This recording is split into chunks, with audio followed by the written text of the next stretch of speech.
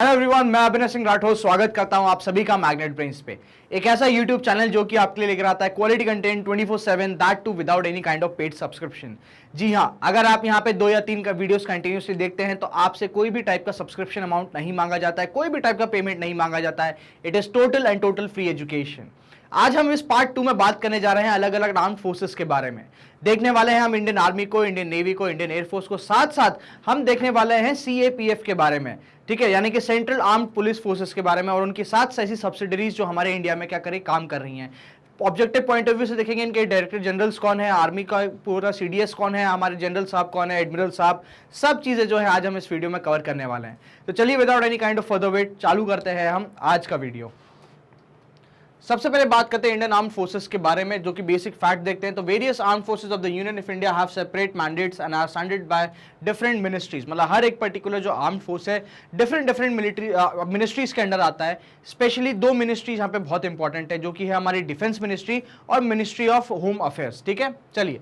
The majority of external security threats in India are managed by the Ministry of Defense। मतलब क्या external security से related जो भी चीजें हैं वो कौन करेगा, मिनिस्ट्री ऑफ डिफेंस हैंडल करेगी, और with the help of ministry of home affairs. Ministry of home affairs generally किसको देखती है, तो इंटरनल,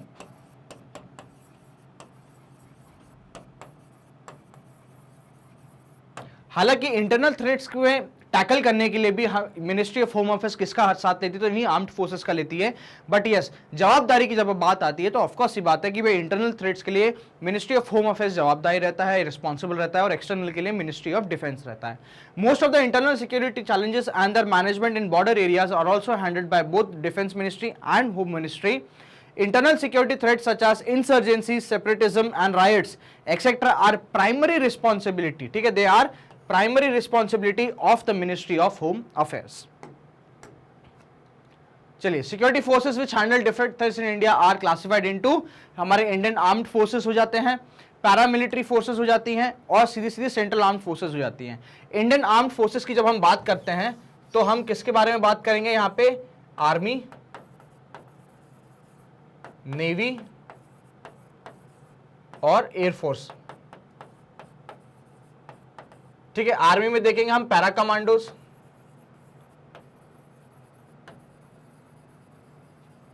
नेवी में हम देखते हैं मार्कोस, और एयरफोर्स में हम देखते हैं गरुड़। ये एक स्पेशल यूनिट हो जाती हैं इन पर्टिकुलर आर्म्ड फोर्सेस के बारे में। पैरामिलिट्री फोर्सेस की बात करें तो ये अपने आप में एक स्पेशल यूनिट बनाया गया है। सेंट्रल आर्म्ड पुलिस फोर्सेस की बात करते हैं तो ये बेसिकली एक आईपीएस हेड करते हैं इनको, ठीक है, और ये टोटल 7 प्रकार की होती हैं, 7 डिफरेंट टाइप्स की है। अगेन सातों को देखेंगे, क्या काम रहता है, क्या नहीं रहता, जुरिस्डिक्शन क्या रहता है, वो सब देखेंगे। India also has dedicated special forces with each security force as well as 2 specialised anti terrorism, urban warfare and VIP protection unit. यहां हम बात कर रहे हैं किसकी, वीआईपी प्रोटेक्शन यूनिट किसको कौन देखता है, एसपीजी, और अर्बन वॉरफेयर एंटी टेररिज्म कौन देखता है, तो आपका एनएसजी। इन दोनों के बारे में भी प्रॉपर तरीके से हम क्या करने वाले हैं, आज इस पूरा का पूरा एक्सक्लूशन करने वाले हैं इस पर्टिकुलर टॉपिक पे। इंडियन आर्म्ड फोर्सेस इंट्रोडक्शन देखते थे। Indian armed forces are the military forces of India. The defence services in India consist of 3 uniformed services, Indian army, Indian navy and Indian air force. The Indian armed forces are supported by the Indian coast guard, ठीक है, again Indian coast guard इनको support करता है, paramilitary force इनको support करती है, और various other organisation जैसे एसपीजी हो गया, एनएसजी हो गया, ये भी इनको सपोर्ट करती है। इनके लिए प्रॉपर एक अलग यूनिट भी बनाई गई है, बीएसएफ स्पेशली आर्मी के लिए बनाई गई है, जो कि क्या करती है, उसको असिस्ट और हेल्प करने में काम आएगी। The supreme commander of Indian armed forces is the president of India, जो कि हमारे फर्स्ट सिटीजन है, ठीक है, and the services report to the ministry of defence. Report किसको करते हैं, मिनिस्ट्री ऑफ डिफेंस को। मान लीजिए अगर कोई वॉर वेज करना है या किसी ने हम पे वॉर कर दिया तो वॉर का डिक्लेरेशन जो करना है वो हमारे प्रेसिडेंट साहब करेंगे, ठीक है, कि भाई हाँ officially as the power of the union जो कि वेस्टेड होती है किसमें, प्रेसिडेंट साहब में, तो उस पावर का यूज करके या तो वो वॉर डिक्लेयर कर सकते हैं या फिर एक नेशनल इमरजेंसी डिक्लेयर कर सकते हैं कि भाई हम पे किसी ने वॉर कर दिया है तो अब हम किस में जा रहे हैं, वॉर स्टेट में जा रहे हैं। चलिए, द इंडियन आर्मी और द भारतीय थल सेना। अब देखते हैं किसके बारे में, हमारी पूरी इंडियन आर्मी के बारे में प्रॉपर तरीके से कि क्या स्ट्रक्चर है, क्या नहीं है, कौन कौन सी अलग अलग चीजें आ जाती हैं इसमें। चलिए, द इंडियन आर्मी और भारतीय थल सेना, ये क्या है, थल सेना है, लैंड पे फाइट करती है, ठीक है। is a land-based component of the armed forces. It is evolved from the armed forces of East India Company. जो ईस्ट इंडिया कंपनी ने अपनी जो आर्मी बनाई थी, बाद में जब उसको क्राउन आर्मी में कन्वर्ट कर दिया जाता है, तो उसी से क्या होता है, इसका जन्म होता है। ठीक है, पहले ईस्ट इंडिया की कंपनी रहती थी, फिर इसको क्या बोल दिया गया, ब्रिटिश इंडियन आर्मी बोला गया 1858 के दौरान, और फिर फाइनली 1957 के बाद इसको क्या बोल दिया, इंडियन आर्मी बोल दिया गया। सबसे पहले 1858 तक ये क्या थी, ईस्ट इंडिया आर्मी। 1858 से लेके इसको 7 कर लीजिए, 1947 तक इसको क्या बोला गया, ब्रिटिश इंडियन आर्मी। और 1947 के बाद टिल डेट इसको क्या बोला गया, इंडियन आर्मी, इंडियन आर्मी। चलिए, it is commanded by the chief of army staff. इसका कमांडर कौन होता है, तो चीफ ऑफ आर्मी स्टाफ होता है, CAOS इसका शॉर्ट फॉर्म है। ठीक है, जो कि एक जनरल की रैंक के रहते हैं। ठीक है, Indian army is considered the second largest active army in the world. Second largest, याद रखिएगा, एक्टिव आर्मी। एक्टिव आर्मी का मतलब ये होता है कि इसके पास एक्टिव सोल्जर्स के नाम पे काउंट की जब हम बात करते हैं तो सेकंड लार्जेस्ट हो जाती है। ठीक है, in the world, the mission of Indian Army is to guarantee the national security, defend the foreign, the sovereignty, territorial integrity and harmony of India from external aggression and intimidation. सीधा सीधा बात है भाई, ये लोग किसके अगेंस्ट में काम करेंगे, एक्सटर्नल एग्रेशन के अगेंस्ट में काम करेंगे। ठीक है, it also provides humanitarian support, मतलब मानवतावाद के नाम पे ये सपोर्ट भी प्रोवाइड करते हैं कि मान लीजिए कहीं बाढ़ आ गई या कुछ ऐसी नेचुरल कैलामिटी आ गई, तो सबसे अग्रिम हमारी भारतीय सेना ही रहती है मान लोगों की मदद करने के लिए। And aid the common people during natural disaster and unexpected time. तो ये सिर्फ बॉर्डर की सुरक्षा नहीं कर रही हैं, ये हमारी मदद भी कर रही हैं और ये अपने लिए बहुत बड़ा बलिदान देते हैं ताकि हमारी सुरक्षा जो है वो सही तरीके से हो सके। चीफ ऑफ आर्मी स्टाफ की बात करते हैं तो जनरल मनोज मुकुंद नरवरे जो हैं, ये हमारे अभी चीफ ऑफ आर्मी स्टाफ हैं। ठीक है, ये कौन होता है, ये हेड होते हैं, हेड या कमांडिंग। ठीक है, पूरी की पूरी आर्मी के कमांडर कौन होते हैं, ये ही हमारे चीफ ऑफ आर्मी स्टाफ होते हैं, जो कि आज की डेट में कौन है, जनरल मनोज मुकुंद नरवरे है। He is the 28th COAS। इनसे पहले कौन थे, हमारे जनरल बिपिन रावत जी थे। ठीक है, स्वर्गीय जनरल बिपिन रावत जो कि 27th थे। साथ साथ जनरल बिपिन रावत हमारे सबसे पहले चीफ ऑफ डिफेंस स्टाफ थे।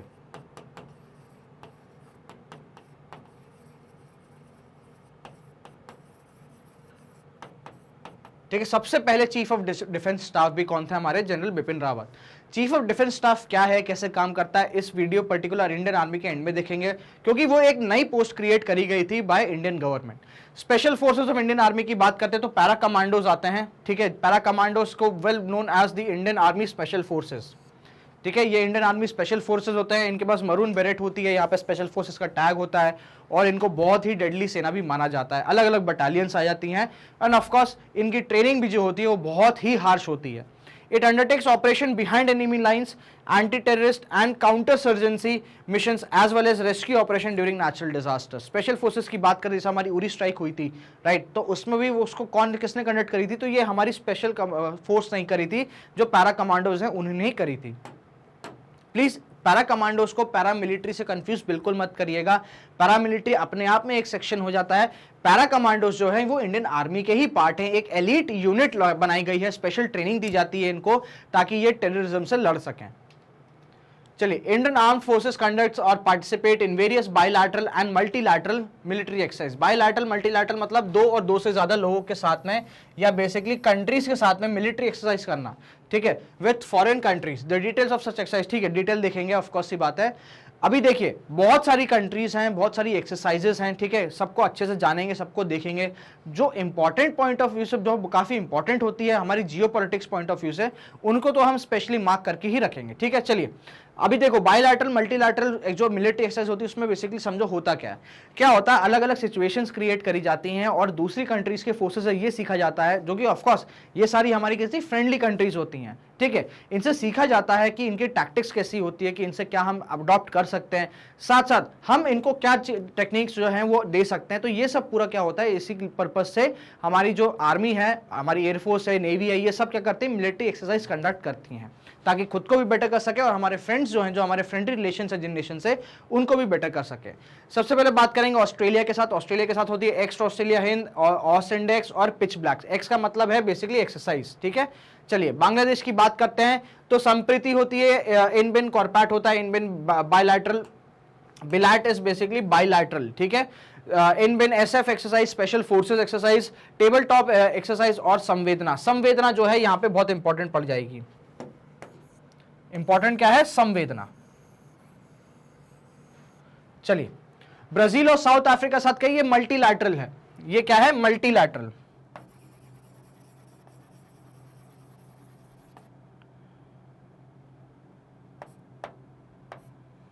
ठीक है। IBSAMAR, India, Brazil, south Africa, marine time. ये बेसिकली कैसी है? बेसिकली एक नेवी की एक्सरसाइज आ जाती है जिसमें हमारी इंडियन आर्मी भी साथ लेती है। चाइना के साथ दे दो, चाइना भी बहुत इंपॉर्टेंट हो जाता है। क्यों? क्योंकि अभी हमारे जियो पॉलिटिकल सिनारियो जो बोलते हैं या जो हमारे फॉरेन रिलेशंस बोलते हैं वो चाइना के साथ फिलहाल इतने अच्छे नहीं है। तो हैंड इन हैंड एक्सरसाइज होती है चाइना के साथ। कौन सी होती है? हैंड इन हैंड एक्सरसाइज होती है। इस पर्टिकुलर सेक्शन की बात करूं तो यहाँ पे 2 एक्सरसाइज बहुत इंपॉर्टेंट है, 3 है बेसिकली। संवेदना, आपकी ये IBSMAR और हैंड इन हैंड, ठीक है। ये क्योंकि चाहे कहीं ना कहीं देखो बहुत इंपॉर्टेंट इसलिए है क्योंकि ये बहुत बड़ी एक्सरसाइजेस होती हैं, स्पेशली चाइना के साथ मैं बात करता हूं तो उसके लिए उसके साथ एक्सरसाइज करना तो हमारे लिए बहुत ही जरूरी है। जरूरी नहीं है ये कि हर साल हो, तो depending on the relationship of the Nations ये एक्सरसाइज चेंजेस भी हो सकते हैं। चलो, इजिप्ट के साथ साइक्लोन होती है, फ्रांस के साथ शक्ति, वरुण और गरुड़। फ्रांस के साथ बहुत इंपॉर्टेंट है, फ्रांस के साथ भी इंपॉर्टेंट है क्योंकि अभी अपन ने रिसेंटली यहां से क्या खरीदे हैं? राफेल विमान खरीदे हैं, तो फ्रांस भी काफी इंपॉर्टेंट हो जाता है। एक देखने के लिए multilateral geopolitical point of view से फ्रांस काफी इंपॉर्टेंट हो जाता है। तो शक्ति, वरुण और गरुड़ जो है ये तीनों के साथ किसके साथ होती हैं? फ्रांस के साथ होती हैं। ज्यादातर ये क्या होती हैं? हमारी एयरफोर्स की एक्सरसाइज होती हैं। इंडोनेशिया की बात करें तो गरुड़ शक्ति, आप प्लीज ध्यान देना, फ्रांस के साथ गरुड़ हो रही है और इंडोनेशिया के साथ गरुड़ शक्ति हो रही है। इंडो कॉर्पैट और इंडो बायलैटरल हो जाती है। इजराइल भी हमारे लिए बहुत इंपॉर्टेंट है जो कि ब्लू फ्लैग, इजराइल के साथ कौन सी होती है? Blue flag. जापान की बात करते हैं तो धर्म गार्डियन और जिमेक्स, ठीक है। जापान भी बहुत इंपॉर्टेंट हो जाता है क्योंकि ये हमको क्या जियोपॉलिटिकली चाइना को घेरने में हेल्प करेगा, ठीक है। चलिए कजाकिस्तान के साथ हो गई काज़िन, कजाकिस्तान और किर्गिस्तान। ये देखो कंट्रीज ऐसी हैं जहां पे आपके रेडियो एक्टिव मिनरल्स,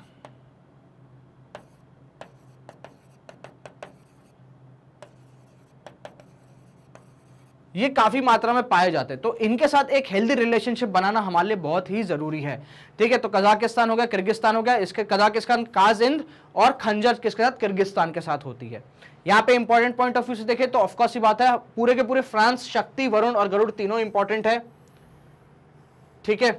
हमारे क्या हो गया? आपका ब्लू फ्लैग हो गया और जापान के साथ जिम एक्स हो गया, ये काफी इंपॉर्टेंट है, ठीक है। धर्म गार्डियन भी याद रखिएगा, ऑफकोर्स ये बात है क्योंकि नाम से हम ये नहीं समझ सकते कि बेसिकली किसके साथ हुई होगी। देखो इंडो हो गया तो मतलब इंड का हो गया इंडिया और इंडो का हो गया इंडोनेशिया, तो यहां से कहीं ना कहीं समझ में जरूर आ जाएगा। बट धर्म गार्डियन आप बात कर रहे हो, धर्म और गार्डियन इंग्लिश वर्ड और एक इंडियन वर्ड, तो धर्म तो इंडिया आ गया। अब इंग्लिश वर्ड में आप ये नहीं बता सकते कि वो यूएस है, यूएसए है, यूरोप की कोई कंट्री है या क्या है, तो इसलिए नाम याद रखिएगा। जापान बहुत इंपॉर्टेंट हो जाता है, फ्रांस काफी इंपॉर्टेंट हो जाता है, ठीक है।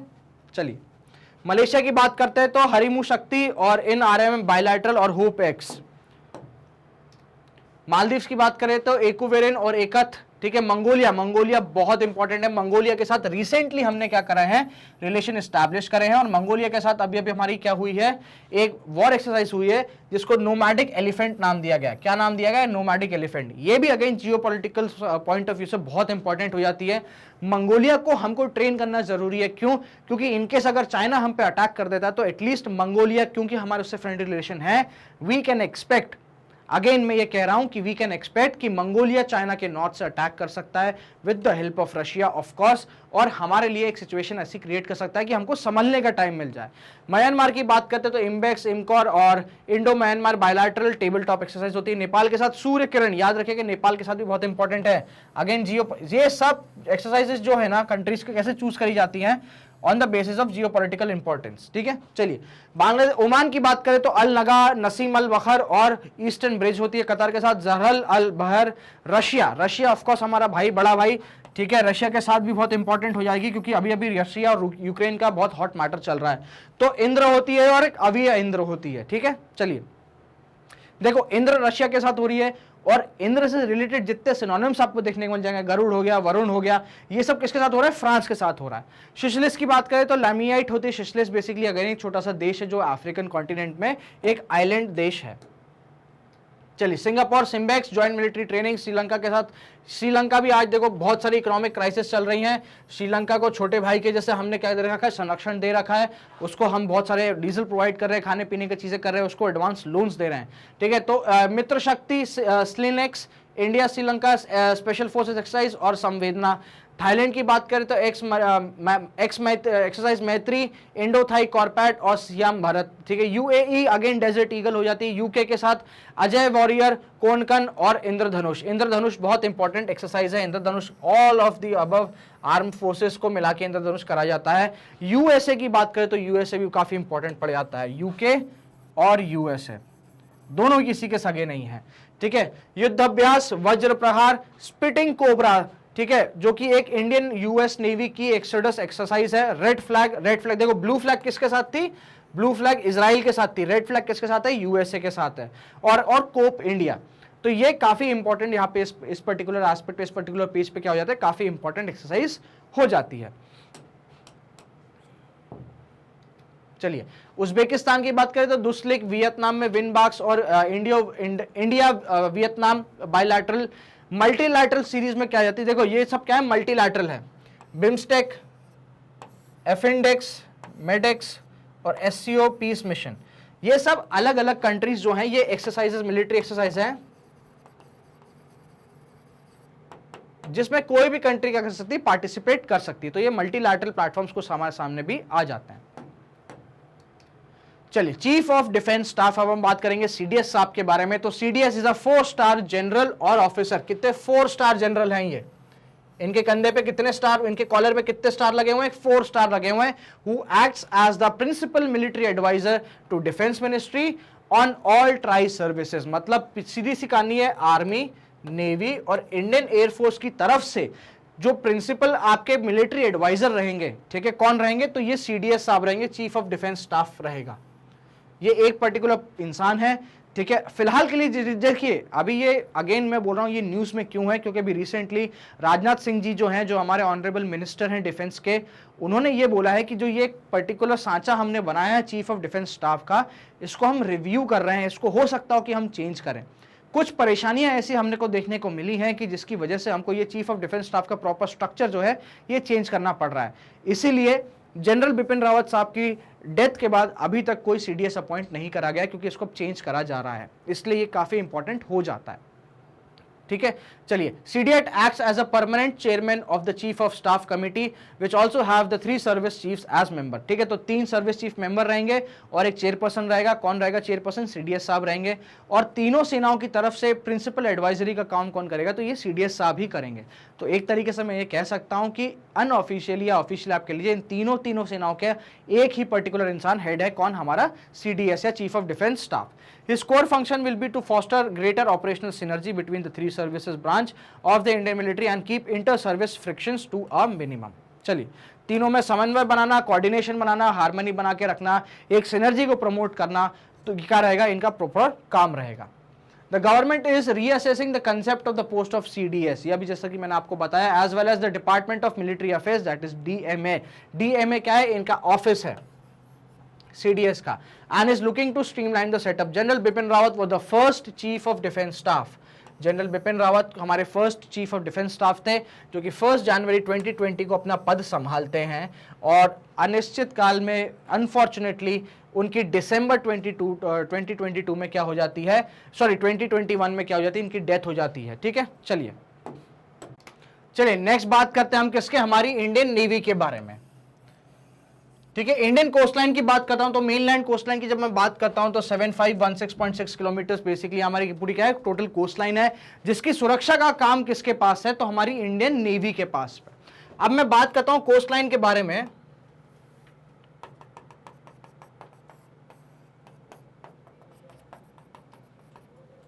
तो apart from our Indian coastline हमारे पास क्या होता है, कुछ पर्टिकुलर जोन्स भी होते हैं, ठीक है, जो कि कोस्ट के इधर तक फैले हुए रहते हैं, राइट। तो इस पर्टिकुलर एरिया जो समुद्र के, जो इसमें हमारा क्या एक्सक्लूसिव क्या बोलते हैं राइट है, इवन उन तक समुद्र की जो वेव्स है, उन तक समुद्र की जो पार्ट है, उसकी रक्षा भी कौन करेगा, तो हमारी इंडियन नेवी करेगी। चलिए, India has a coastline of 7516.6 kilometres. The Indian navy secures India's maritime borders and interest. It also safeguards Indian trading vessels by combating piracy and on the high seas. Along with this, it assists the common people during any kind of disaster. It is commanded by the Chief of Naval Staff, जो कि क्या है, admiral बोला जाता है, और current admiral 25th कौन है, हमारे हरि कुमार जी जो हैं वो हमारे एडमिरल हैं। The Indian Navy is deployed under 3 commands. 3 section के बेसिकली हमारे इंडियन नेवी डिप्लॉयड है, ठीक है। ईस्टर्न नेवल जिसका हेडक्वार्टर्स कहाँ है, विशाखापट्टनम में है, ठीक है। नेक्स्ट आता है क्या आपका वेस्टर्न नेवल जिसका हेडक्वार्टर्स मुंबई है, ठीक है। और फाइनली क्या है, सदर्न नेवल जिसका क्या है हेडक्वार्टर्स कोचीन है, ठीक है। तो यहाँ पे बेसिकली इन 3 सेगमेंट्स में हमारी नेवी को डिवाइड करा गया है। हालांकि देखो नेवी को डिवाइड नहीं करा गया, बेसिकली इन 3 कमांड्स के अंडर रखा गया है, ठीक है। चलो, the naval forces are used to support the foreign policy objectives, to build bridges of friendship and strengthen the international cooperation. Chief of navy staff की बात करते हैं 2022 अभी करेंटली, जैसे कि मैंने बताया, आर हरि कुमार जी हैं, 25th हैं, जिन्होंने एडमिरल कादम्बीर सिंह को, जो कि हमारे 24th चीफ थे, उनको रिप्लेस करा है। Special forces of Indian navy Marcos, Marcos के बारे में बात करते हैं, marine commando force MCF। Marcos जो है हमारी स्पेशल फोर्स है इंडियन नेवी की, ये कमांडो है बेसिकली। अगेन जैसा कि हमने इंडियन आर्मी में बात करी थी पैरा कमांडोज के बारे में, तो ये नेवी के कमांडोज हैं बेसिकली, जो कि क्या करते हैं, ऑपरेशंस कंडक्ट करते हैं। Also known as MARCOS is a special force unit of the Indian navy involved in anti terrorism, anti piracy and special operations conducted by our Indian navy. चलिए next आते हैं, ऑफकोर्स एयरफोर्स के बारे में देखते हैं कि हमारी एयरफोर्स किससे बनी है, क्या बनी है। तो Indian air force was officially established on 8 अक्टूबर 1932। 8 अक्टूबर 1932 को क्या बनाई गई थी, हमारी इंडियन एयरफोर्स बनाई गई थी, जिसको रॉयल इंडियन एयरफोर्स बोला गया, ठीक है। रॉयल इंडियन एयरफोर्स ये बेसिकली क्यों बनाई गई थी, ताकि जो हमारा सेकेंड वर्ल्ड वॉर हो रहा था उसमें हमारे इंडियन पायलट्स भी शामिल हो सके ब्रिटेन की तरफ से। So after independence the term royal was removed, और क्या बच गया, सिर्फ हमारा इंडियन एयरफोर्स। तो ये रॉयल टर्म जो है ये रिमूव कर दिया जाता है आफ्टर इंडिपेंडेंस, ठीक है। It's considered the 4th largest air force in the world. The primary responsibility of air force is to secure the Indian air space and to conduct aerial warfare during a conflict. Apart from the wars of independent India and humanitarian work, it has particularly participated in many United Nations peacekeeping mission. Again सी बात है, humanitarian work तो है, जो मैं बात करता हूं वो तीनों फोर्सेस का काम है, ठीक है भाई। कहीं से एयरलिफ्ट करना हुआ, इवैक्यूएशन करना हुआ, तो वो सब काम हमारी जो तीनों फोर्सेस है वो करते हैं। साथ साथ यूएन के पीस कीपिंग नेशंस जो हैं, हमारी United nation peace keeping missions जो हैं, उनमें भी काफी हद तक हम कंट्रीब्यूट करते हैं। चीफ ऑफ एयर स्टाफ की बात करते हैं, जो कि एयर मार्शल रहते हैं, is the commanding officer of the air force in India. Air force network AFNET की बात करी जाए तो वो 14 सितंबर 2010 को लॉन्च करा गया था with the help of ISRO. Of course ISRO जो है हमारे आर्म फोर्सेस को हेल्प करती है सैटेलाइट रीच के थ्रू, सैटेलाइट जो है उनको प्रोवाइड करती है, सैटेलाइट इमेजेस हो गया, सैटेलाइट मैपिंग हो गई, ये सब चीजें। A digital information grid that enable quick and accurate threat responses. It's a fibre optic based network, ठीक है। AFNET क्या हो गया, इंडियन एयरफोर्स नेटवर्क, ठीक है। चलिए current chief of air staff की बात करें 2022 तो कौन हो जाता है, हमारे विवेक राम चौधरी जी, एयर मार्शल। देखो इनके नाम में क्या लगता है, चीफ एयर मार्शल, ठीक है। नेवी में एडमिरल, एयरफोर्स में एयर मार्शल। कौन थे हमारे, विवेक राम चौधरी, जो कि 27th है। इन्होंने किसको रिप्लेस करा, तो राकेश कुमार सिंह भदौरिया जी को करा, जो कि 26 थे। इन्हीं के टाइम पे बेसिकली अभिनंदन जी क्या हो जाते हैं, पाकिस्तान में इनका प्लेन क्रैश हो जाता है, और ये एक 4th जनरेशन को प्लेन को मार गिराते हैं, F-16 को ये मार गिराते हैं, और अनफॉर्चुनेटली उनका प्लेन कहाँ क्रैश हो जाता है, तो हमारे पाकिस्तान में। तो उस टाइम पे एयर मार्शल कौन थे, हमारे राकेश कुमार सिंह भदौरिया जी ही थे। चलिए special forces of Indian air force की बात करें तो गरुड़ कमांडो फोर्स हो जाती है। तो Garud commando force is the special force unit of the Indian air force engaged in task such as airfield protection during conflict, suppression of enemy air defence, search and rescue of drowned air crew and humanitarian work during the disasters. Paramilitary force, central armed police force की अब next segment देख रहे हैं हम किसका, central armed police force. सबसे पहले बात करेंगे हमारे पैरामिलिट्री फोर्सेस की, ठीक है। पैरामिलिट्री फोर्सेस जो होती हैं एक सब्सिडरी फोर्स होती हैं, ठीक है। Central armed police force was formally referred to as the paramilitary forces. From March 2011, Ministry of Home Affairs adopted a uniform nomenclature for the Central Armed Police Forces to avoid any kind of confusion. सीधा CAPF इनको nomenclature दिया जाता है, ठीक है। There are 7 central, total 7 है, ठीक है। Each of these forces performs a separate function, हर एक का separate function है। They operate under the Ministry of Home Affairs. Operate under the ministry of home affairs. अगर ये मिनिस्ट्री ऑफ होम अफेयर्स में operate कर रही है तो काम क्या रहेगा इसका, इंटरनल सिक्योरिटी, ठीक है। चलिए, each of this force is led by N IPS officer with the notable exceptions of Assam rifles. मतलब असम राइफल्स जो है, इसके अलावा बाकी जितनी भी 6 फोर्सेस है उनको लीड कौन करेंगे, तो हमारे आईपीएस ऑफिसर्स करेंगे। असम राइफल को लीड कौन करेगा, तो एक आर्मी का जनरल करेगा जिसकी रैंक कम से कम कितनी होगी, लेफ्टिनेंट जनरल, ठीक है। चलिए, the term paramilitary forces in India has not been defined in any act of parliament or by the authorities. Since 2011, the government of India uses an unofficial definition, ठीक है, ये क्या है, unofficial definition, that the paramilitary forces are the ones that assist in the military forces and are headed by military officer, not by IPS. ये क्या है, एक unofficial definition है, but ultimately lead कौन कर रहा है इनको, IPS officers ही lead कर रहे हैं।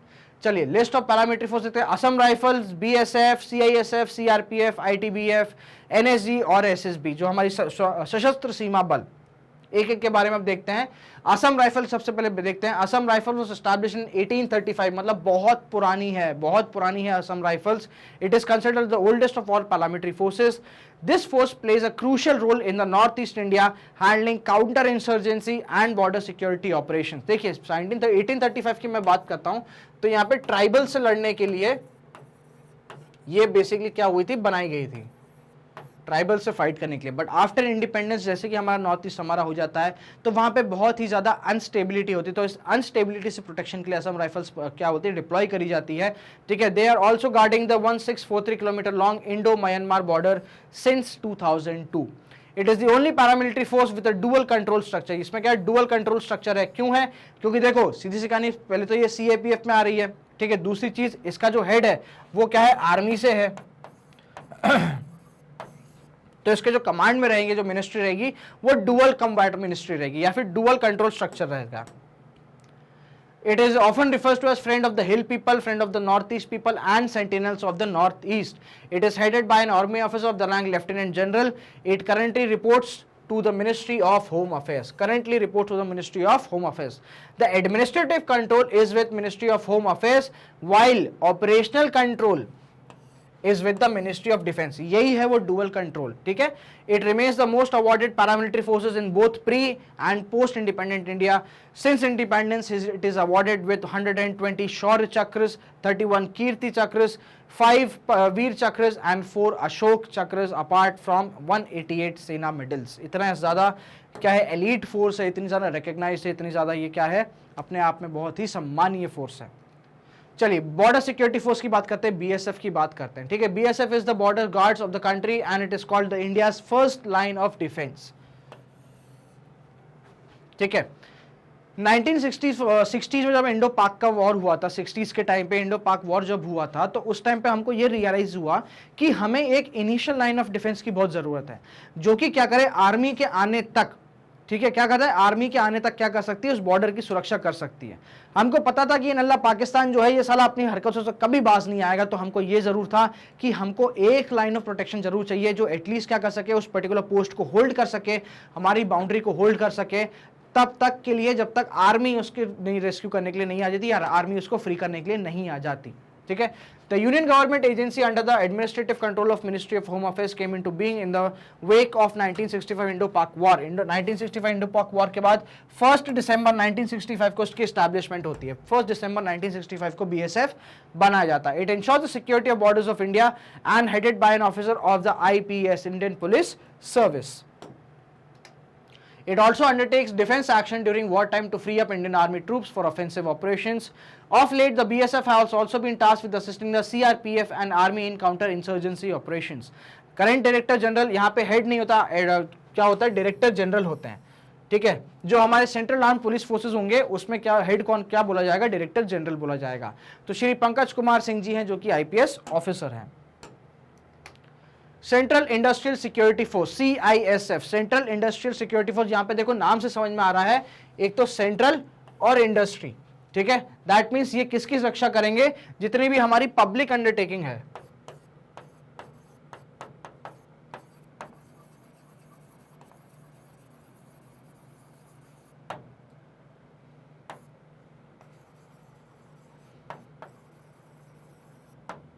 प्लस गवर्नमेंट ऑफिसर्स,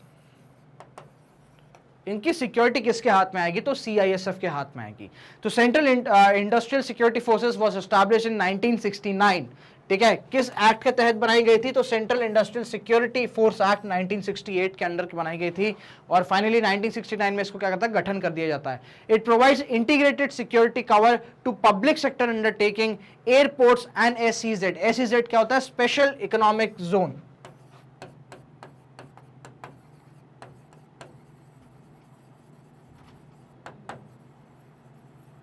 ये एक ऐसा पर्टिकुलर जोन होता है जहां से क्या होता है, 100% एक्सपोर्ट होगा।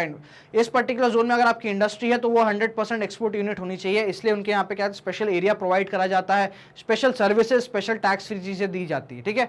It is currently providing security cover to the nuclear installations, जो हमारे न्यूक्लियर पावर प्लांट्स हो गए, स्पेस एस्टैब्लिशमेंट इसरो वगैरह हो गया, airport, sea port, power plant, sensitive government buildings, heritage monuments and large special economic zones. चलिए, CIF is also responsible to provide protection to persons classified as Z plus Z, X और Y। ये कहता है classification of people है जो कि हमारे important people होते हैं, और उनको जो सिक्योरिटी प्रोवाइड करी जाती है, Z प्लस हो गई, Z हो गई, X हो गई, Y हो गई, ये भी कौन देखेगा, तो CAPF देखेगा। CISF। CISF is the only force with a customized and a dedicated fire wing। इनकी क्या है, एक प्रॉपर फायर ब्रिगेड भी है। CISF is a compensatory cost force। The current director general की बात करते हैं तो श्री शील वर्धन सिंह जी हैं। कौन है, शील या शाइल वर्धन सिंह जी जो है, इसके करंट डायरेक्टर जनरल हैं। Central reserve police force CRPF का काम क्या होता है, जब भी पुलिस को मदद चाहिए होती है, एक्स्ट्रा फोर्स बुलानी पड़ती है किसी पर्टिकुलर राइट को कंट्रोल करने के लिए या किसी अपराइजिंग को कंट्रोल करने के लिए, तो इनको बुलाया जाता है। तो CRPF was established by the enactment of CRPF act in 1949। CRPF act 1949 के तहत इसको एस्टैब्लिश करा जाता है। इनिशियली ये कब बनी थी, 1939 में बनी थी, ठीक है, एज क्राउन रिप्रेजेंटेटिव पुलिस। क्या नाम था इसका, क्राउन रिप्रेजेंटेटिव पुलिस। 1939 में इंटरनल सिक्योरिटी के लिए। 47 के बाद कर दिया जाता है, इसका नाम चेंज कर दिया जाता है। The primary mission is counter insurgency operations. It also assist the state and union territories in police operation to maintain law and order. Apart from this, the force participate as a police force in US peacekeeping missions. The CRPF maintains a special operation unit known as Commando Battalion for Resolute Action, COBRA। COBRA commando जो होते हैं ये हमारे यहीं से इसी force में से आते हैं, CRPF में। To combat the Maoist insurgents, जो माओइस्ट होते हैं, माओवादी होते हैं, कहां पे, आपके नॉर्थ ईस्ट में, ठीक है। द करंट डीजी कौन है इसके, श्री कुलदीप सिंह जी हैं, ठीक है। चलिए, Tibetan Indo Tibetan border force ITBP, Indo Tibetan border force police, again मैं बात करता हूं तो ये इंडो और टिबेट की बॉर्डर पे क्या करेगी, काम करेगी एज अ पुलिस फोर्स। तो बेसिकली टिबेट की पुलिस भी कौन प्रोवाइड करता है, तो हम इंडियंस ही प्रोवाइड करते हैं। तो ITBP police was established on 24th of October 1962 after the 1962 Sino Indo combat. 1962 के जो चाइना इंडो चाइना कॉम्बैक्ट होता है उसके लिए हम क्या बनाते हैं, हमारी ITBP। It was created under the CRPF act. The guards the Indo-Tibetan border and the mountainous regions of Indo China border and monitors the north eastern border. तो यह कहां की 3 बॉर्डर्स मॉनिटर करेगी, देखो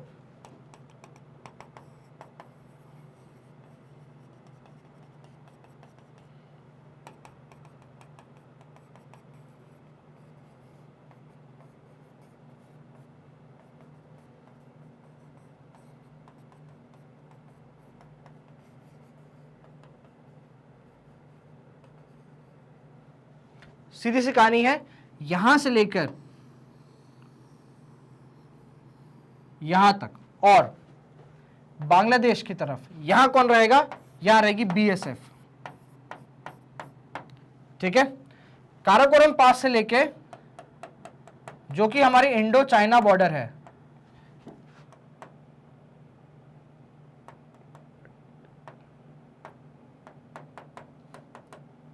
साथ साथ रिसेंटली म्यांमार भी cover कर रही है, यहां कोई रहेगी ITBP. Again first line of defence कह लीजिए या एक प्रॉपर सिक्योरिटी फोर्सेस कह लीजिए, ये पूरा आईटीबीपी का काम है। It guards the Indo Tibetan border, ठीक है, ये हो गया आपके Indo Tibetan border and the mountainous regions of Indo-China border, and the monitors the northeastern borders, ठीक है। चलिए, ITBP replaced Assam Rifles in Sikkim and Arunachal Pradesh in the year 2004. 2004 में सिक्किम और अरुणाचल प्रदेश में से असम राइफल्स को कौन रिप्लेस करता है, यही रिप्लेस करती है। The Indo China border covering the following states is guarded, ठीक है, फ्रॉम काराकोरम पास कहां से सबसे टॉप में आ जाता है, टिल डिफुला, जब से eastern most part in Arunachal Pradesh. Jammu Kashmir आता है, जम्मू कश्मीर के साथ साथ हमारे यहाँ पे लद्दाख भी आता है, हिमाचल प्रदेश, उत्तराखंड, सिक्किम और अरुणाचल प्रदेश, ये पर्टिकुलर स्टेट्स में हमारी आईटीबीपी काम करती है। It detects and preserves border violations. The force also keeps a check on illegal migration and trans border smuggling, कोई भी टाइप की स्मगलिंग हो गई या इलीगल माइग्रेशन ऑफ पीपल हो गया, इसको चेक में रखता है। It has been deployed in the UN peacekeeping missions in Kosovo, Sierra Leone, Haiti, Western Sahara, Bosnia, Herzegovina, Afghanistan and Sudan. The current director general की बात करें तो संजय अरोरा जी कौन, जो आईपीएस हैं, वो इसके करंट डायरेक्टर जनरल हैं। चलिए, सशस्त्र सीमा बल SSB, Sashastra Seema Bal was set up in March 1963, ठीक है। They guard the Indo Nepal and Bhutan borders, ठीक है। क्या इंडो नेपाल और भूटान बॉर्डर को गार्ड करने के लिए क्या बनाई गई थी, हमारी सशस्त्र सीमा बल बनाई गई थी। They deployed during elections as polling booth security also. Its area of coverage includes 15 states. Previously इसको स्पेशल सर्विस ब्यूरो बोला गया था, ठीक है, फिर उसका नाम चेंज करके क्या कर दिया, सशस्त्र सीमा बल कर दिया, ठीक है। Deployed to control anti national activities and inculcate feeling of national belonging in the border population among the others. It also acts against smuggling and other illegal activities. The current SSB chief is Surjit Singh Deswal ji, जो कि क्या है, इसके director general है। चलिए, बात करने जाते हैं स्पेशल फोर्सेस ऑफ इंडिया के बारे में। Apart from the special forces operating under army, navy and air force in the country, the special forces of India also have following units to reporting directly to the home ministry. देखो, army, navy और air force तो कहां report करेगी, आपके ministry of defence में। Ministry of home affairs के जो counter terrorism और वीआईपी प्रोटेक्शन है, उसके लिए भी कुछ पर्टिकुलर आपके सेंट्रल आर्म फोर्सेस बनाई गई है। सबसे पहले है national security guard, NSG. National security guard का गठन होता है, जो कि क्या प्रोवाइड करेगा, कब हुआ, 1986 में, 22 सितंबर 1986 में हुआ। National security guard is a special force unit under the ministry of home affairs. It is deployed to counter the surge of militancy in the country. Country के अगर कोई टेररिस्ट आ जाता है, जैसे कि हमारे 26/11 का जो बहुत ही दर्दनाक जो हादसा हुआ था, उसको अल्टीमेटली काउंटर करने के लिए भी जब पुलिस से नहीं होता था तो एनएसजी बुलाई गई थी। एक बहुत ही अच्छी पिक्चर आई है अभी फिर रिसेंटली नेटफ्लिक्स पर अवेलेबल है शायद, मेजर करके। तो उसमें मेजर उन्नी कृष्णन जो थे, जो कि हीरो थे इस 26/11 के, उनके बारे में वो कहानी जरूर मूवी देखिएगा, मजा आ जाएगा और आपको एनएसजी का काम क्या होता है, क्या नहीं होता, वो सब समझ में आएगा। It's a highly trained force which deals with exceptional situation when the local police and special forces need assistance. ठीक है? It was raised to combat terrorist activities and to guarantee the states do not experience any internal differences. They played a crucial role in countering the 26/11 Mumbai terrorist attack. Current chief of NSG is M.A. Ganpati जी. ठीक है? M.A. Ganpati जी IPS officers हैं again, south से वही है इसके current chief. Special force special protection group SPG raised in 1985। SPG का special काम क्या है, पीएम साहब की उनके करीबी रिश्तेदारों की security. The special protection group is the most elite nodal protection agency in the country. It is armed force of the union for providing immediate security to prime minister, former prime ministers and members of their close family. ठीक है? The special protection group SPG under the cabinet secretariat commences under special protection group act 1988। Director general Arun Kumar Sinha ji हैं इसके current director general. तो ये थे हमारे क्या पूरे के पूरे आर्म्ड फोर्सेस के बारे में कि कितने आर्म्ड फोर्सेस हैं, कितने हमारे सेंट्रल आर्म पुलिस फोर्सेस हैं, पूरी की पूरी डिटेल थी with their current DG, with their current heads. आज आपको ये वीडियो कैसा लगा आप हमें जरूर बताइएगा। If you have any interest कि हम इन पर्टिकुलर फोर्सेस को कैसे अप्रोच कर सकते हैं, क्या एग्जाम्स देने होंगे, तो हम ऑफकोर्स इस पे भी वीडियो बनाएंगे। फिलहाल के लिए if you have any doubts please do not it down in comments. अब अगर आपको ये दोबारा वीडियो देखना है तो दो तरीके हैं, या क्या कर सकते हो आप वीडियो आप जिससे जा सकते हो यूट्यूब पे आप सर्च करो पूरी प्लेलिस्ट को, सर्च के बटन में फिल्टर के ऑप्शन में जाके प्लेलिस्ट सर्च डाल देना तो सीधे सीधा प्लेलिस्ट आ जाएगी। अगर ये बहुत हेक्टिक हो रहा हो तो मैं एक बहुत ही इजी सा सोल्यूशन बताता हूँ। कहाँ आना है, सीधा magnetbrains.com। magnetbrains.com पे आओगे, जैसे यहाँ पे आओगे क्या करना है, सीधा सीधा एंटर दबाओगे, आपके सामने पूरा पेज खुल जाएगा। ठीक है, पेज खुलेगा तो ध्यान देना, छोटा सा स्क्रॉल डाउन कर लेना। स्क्रॉल डाउन करोगे तो देखो पूरी की पूरी लिस्ट आ जाएगी आपके सामने। एनटीएससी हो गया, यूपी ओलंपियाड हो गया, NEET, JEE, Bihar board, UP board, CBSE, सब कुछ मिलेगा मैग्नेट ब्रेन्स पे और टॉप क्वालिटी का मिलेगा। मैं कहाँ मिलूंगा, ओलंपियाड वाले सेक्शन पे। कहाँ मिलूंगा मैं आपको, ओलंपियाड वाले सेक्शन पे। ध्यान देना, बाय डिफॉल्ट यहाँ पे क्लास 10th ऑटोमेटिकली सिलेक्ट होगा। आपको क्या करना है, क्लास 9th पे जाना है। ठीक है, क्लास 10th पे नहीं जाना, आपको क्लास 9th पे जाना है। तो जैसे इस 9th क्लास पे आप टिक करोगे, आपके सामने जितने टीचर्स है जो कि आपके वेरियस सब्जेक्ट्स लेकर आ रहे हैं, ठीक है, सब अपना अपना वॉच नाउ का बटन ले आएंगे। जो सब्जेक्ट देखना है उस पर वॉच नाउ पे क्लिक करो। जैसे ही वॉच नाउ पे क्लिक करोगे पूरी की पूरी डिटेल्स आ जाएगी, पूरी की पूरी कोर्स में क्या मिलेगा क्या नहीं मिलेगा सब कुछ सामने आ जाएगा। नीचे देखो तो वॉच ऑल वीडियोस दिख रहा है। ठीक है, जैसे इस वॉच ऑल वीडियोस पे ना थोड़ा सा और स्क्रॉल डाउन कर लो तो और अच्छे से दिखेगा, पूरी की पूरी लिस्ट दिख जाएगी। देखो यहाँ पे प्लस पे जैसे क्लिक करोगे ना, एक छोटा ड्रॉप डाउन मेन्यू और खुलेगा। ठीक है, यहाँ पे देखो वॉच नाउ दिख गया, कितने लेक्चर हैं वो दिख गया, टाइम दिख गया, सब कुछ इन्फॉर्मेशन डिटेल में है। जैसे ही वॉच नाउ पे क्लिक करोगे यूट्यूब प्लेयर आपके सामने वहीं खुल जाएगा। दैट मीन्स आपको यूट्यूब पे जाने की जरूरत नहीं है, यूट्यूब पे डायरेक्ट नहीं करा जाएगा, कोई लिंक कॉपी पेस्ट की नहीं जाएगी, सीधी सीधी YouTube player with same functionality आपके सामने वहीं खुल जाएगा, वहीं ऑपरेटिव हो जाएगा। तो ये हमारी छोटी सी पहल थी आपके एजुकेशन को और एक्सेसिबल बनाने के लिए और बेटर बनाने के लिए। आई होप आपको ये वीडियो पसंद आया होगा। आप इस वीडियो को लाइक जरूर करें, चैनल को सब्सक्राइब करें और दबा के इस वीडियो को शेयर करते रहे अपने पीयर ग्रुप्स में, फ्रेंड्स में और अपने कलीग्स में। Thank you so much for watching this video.